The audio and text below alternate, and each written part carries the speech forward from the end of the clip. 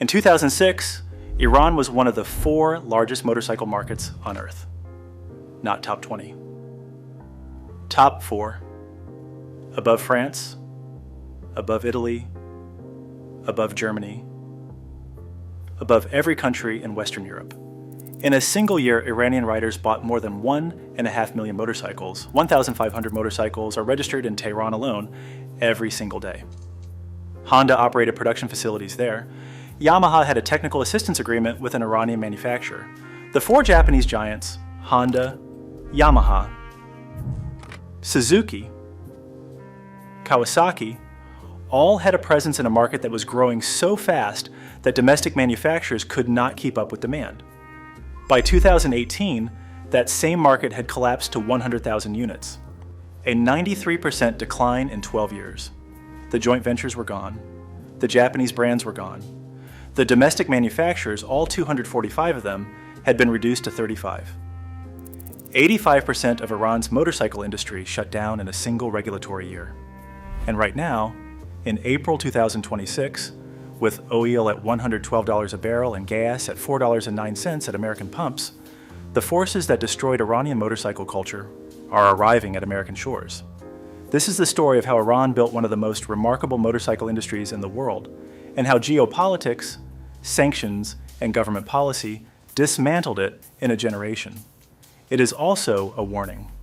Because the mechanism that collapsed Iran's industry is the same mechanism now in motion for American riders, I am going to tell it in 5 acts, because that is how it actually happened. Act 1. The birth, 1961 to 1979. The Iranian motorcycle industry was born in 1961. The country was in the middle of what the Shah called the White Revolution, a rapid modernization program driven by oil revenue. Factories were being built. Roads were being paved. A population that had lived in an agrarian economy for centuries was moving to cities. Tehran was growing faster than it could plan for. In that environment, the motorcycle was not a lifestyle product. It was infrastructure. A way for a young worker to get from a new apartment on the edge of a rapidly expanding city to a job in a factory or a bazaar that the bus routes had not yet reached. The economics were simple. A motorcycle cost what a laborer could save in a few months. It required minimal maintenance. It moved through traffic that cars could not navigate. It did not need parking. The Iranian market in the 1960s and early 1970s was small by later standards, perhaps 15 to 20,000 units per year. The 4 Japanese manufacturers had entered with their standard early market playbook. Honda first, establishing relationships and beginning to supply parts for local assembly. Yamaha, Suzuki, and Kawasaki followed. Iranian companies assembled the machines. Japanese companies supplied the technology, the parts, and the licensing agreements. What made Iran different from other developing markets in this period was the oil. By the mid-1970s, Iranian oil revenues had transformed the economy in ways that were visible in the motorcycle market. A rider who had bought a Honda CG25 utility bike in 1965 could afford something larger by 1975. The middle class was growing. Disposable income was rising. The market was diversifying. By 1978, the year before the revolution, Iran had a functioning motorcycle industry with established Japanese brand presence, growing domestic manufacturing capability, and a consumer market that was on an unmistakable upward trajectory. Then everything stopped. Act 2. The Revolution and the War, 1979 to 1988. On January 16, 1979, Shah Mohammad Reza Pahlavi left Iran for exile. By February 11th, the Ayatollah Khomeini had returned from his own exile, and the Islamic Republic was declared. Within months, the new government nationalized most major industries. The assets of elite families were absorbed into semi-governmental foundations called bonyads. Foreign investment was treated with deep suspicion. The relationship with Western companies, including the Japanese joint ventures in the motorcycle industry, became enormously complicated. Western companies were not immediately banned, but the environment for doing business in revolutionary Iran was so uncertain that many began quietly winding down their exposure.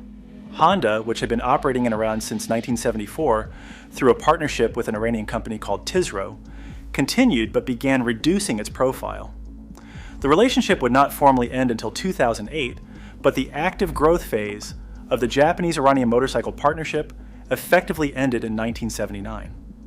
I personally think this is the most underappreciated economic story of the Iranian Revolution.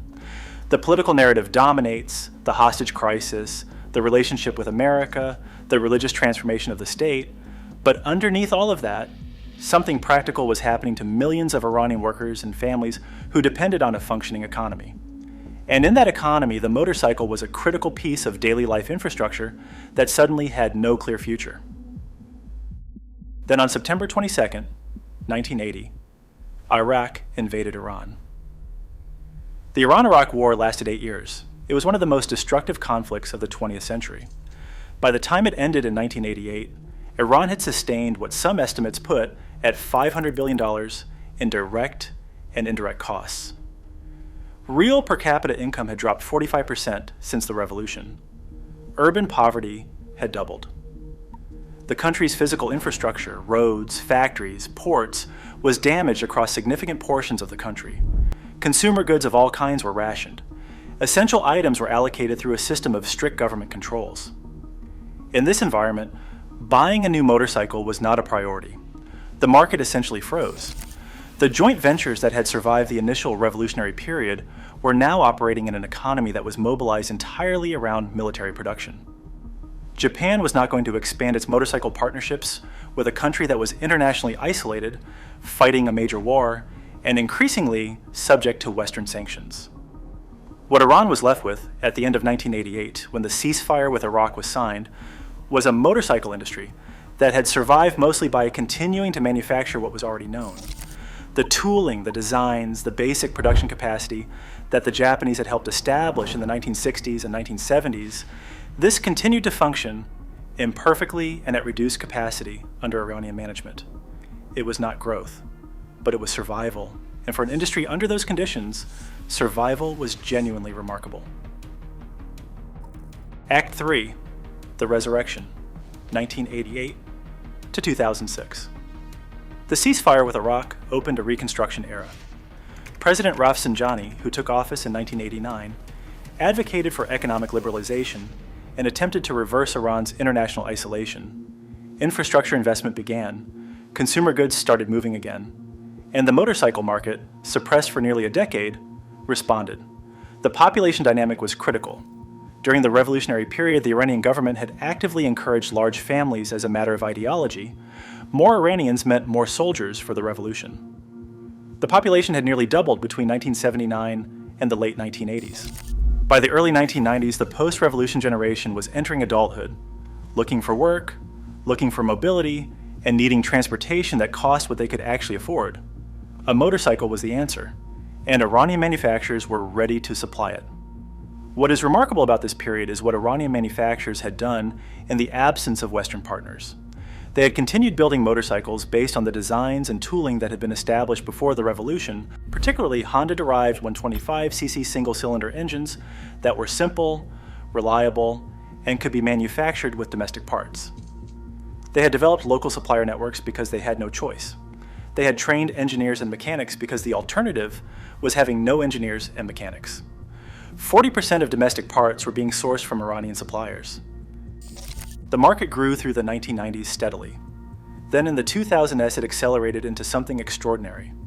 By 2003, Iran's motorcycle production was over 500,000 units annually. By 2005, it was approaching 1 million.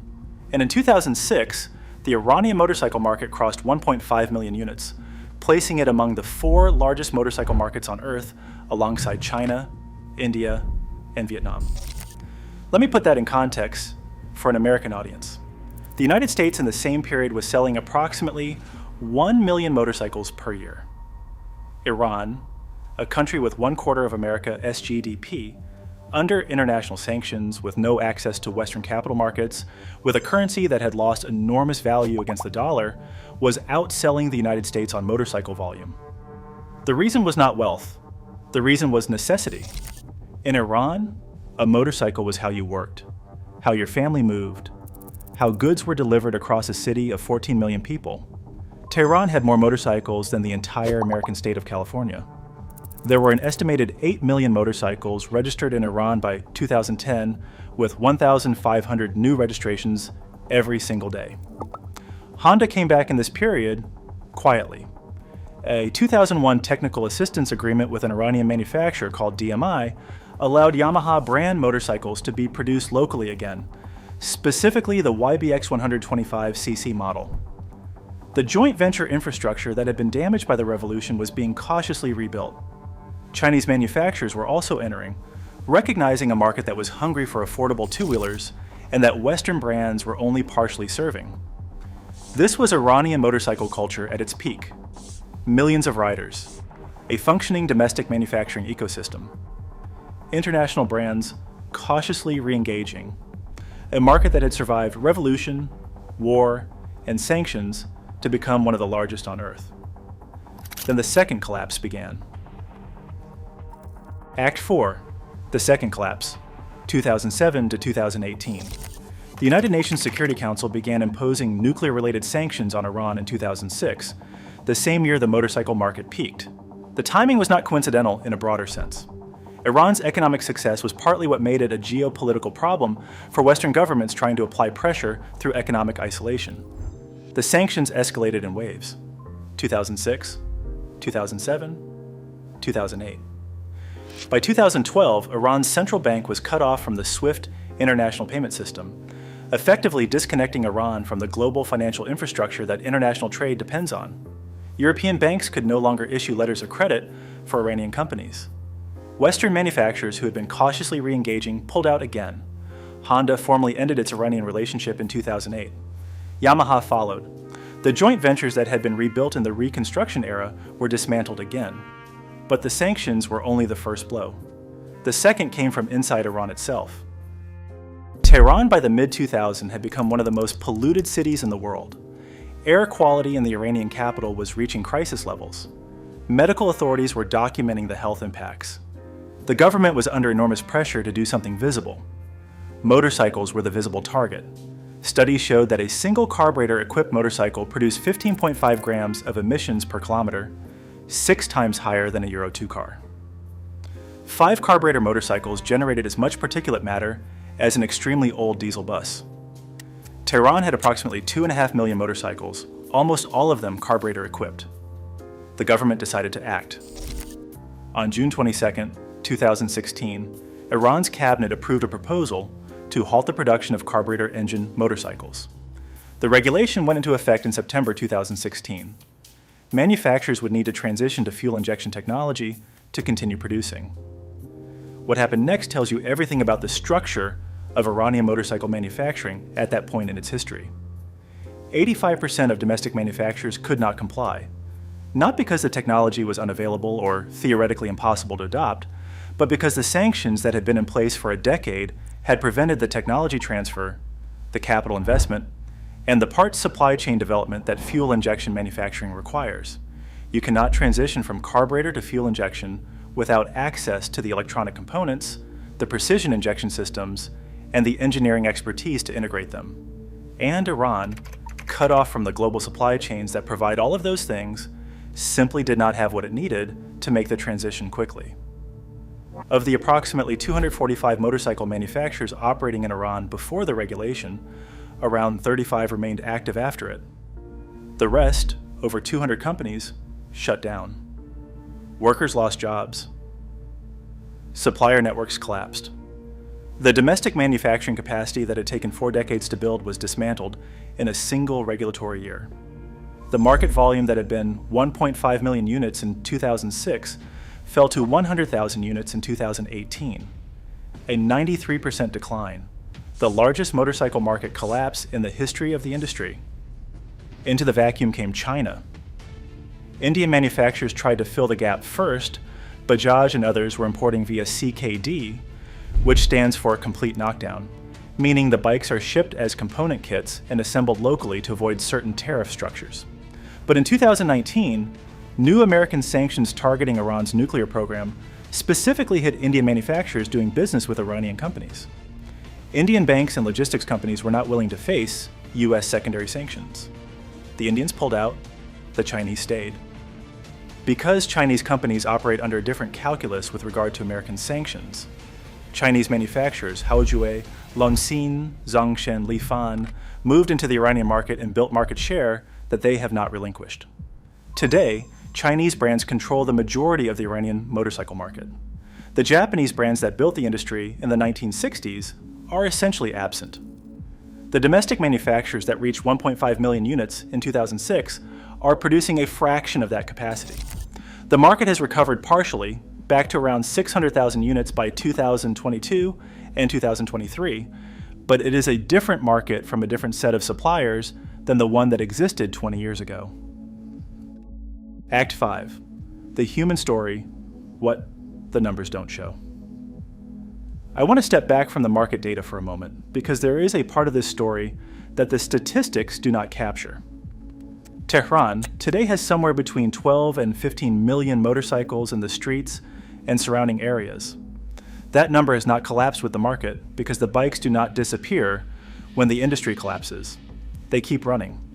Iranian mechanics keep them running on designs that are 30 years old, with parts that are fabricated locally when the originals are unavailable, with diagnostic knowledge passed from mechanic to mechanic in workshops that have no access to dealer databases or factory training programs.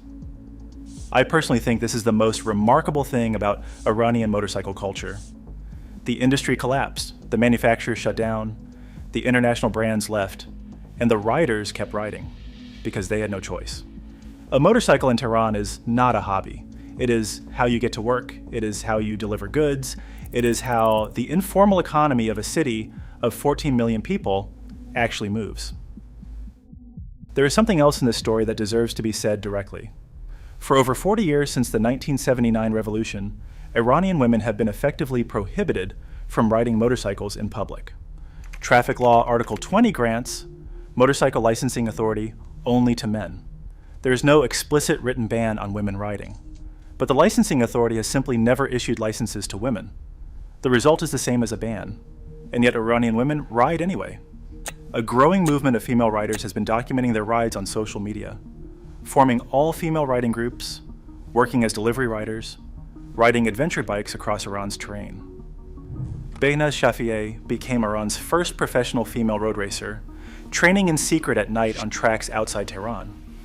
The government submitted a bill to Parliament in 2025 to finally amend the licensing law and allow women to obtain motorcycle permits, a proposal that itself reflects how visibly the practical reality on the ground has departed from the legal framework. A woman named Mahi, who rides adventures and posts on Instagram, describes things being easier for women bikers in Iran today than they were even a few years ago. She says she found a driving school easily, obtained training, and within 2 months was traveling on her own motorcycle. She has been part of an all-female riding club since 2024. The riders who get stopped by police face fines, impoundment, and in some cases arrest. Insurance companies refuse to cover accidents involving unlicensed riders, which for female riders means all of them. They carry all the risk themselves, and they ride anyway. I'm not going to offer a political opinion on what that means. What I will say is that it is the same impulse that drives motorcycle culture everywhere in the world. The machine, the freedom, the road. No government has ever fully succeeded in eliminating that impulse. Not in Iran, not anywhere. What this means for American riders right now. I started this video by saying that the forces that destroyed Iranian motorcycle culture are arriving at American shores. Let me be specific about what I mean. The Iranian motorcycle market did not collapse because of one event. It collapsed because of a sequence of events that compounded each other. International sanctions restricted parts and technology access. Economic pressure reduced consumer purchasing power. A government emission regulation that was reasonable in its environmental goals arrived before the manufacturing base was ready to comply with it. Each of those forces was manageable in isolation. Together, they reduced a 1.5 million unit market to 100,000 units in 12 years. Right now in the American motorcycle market, several of those forces are arriving simultaneously. The Iran war has pushed oil to $112 and gas to $4.09 per gallon, with analysts projecting $6 to $7 nationally if the Strait of Hormuz closure extends into summer. Aluminum from Gulf smelters is in force majeure. Synthetic rubber is pricing up with oil. Semiconductor supply is under pressure. Consumer discretionary spending is being squeezed by fuel costs and general inflation. Cox Automotive says the consumer impact hits peak force in 4 to 6 months riding season.